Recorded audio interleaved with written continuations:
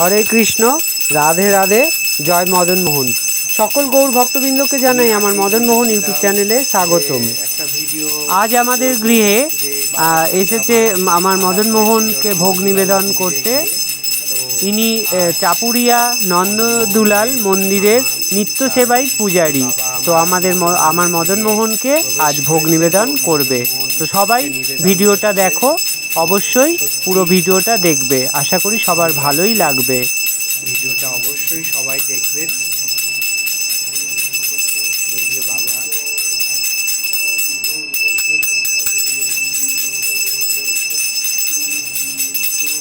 তিনি নন্দদুলাল মন্দিরের মহারাজ, ওখানেই থাকে।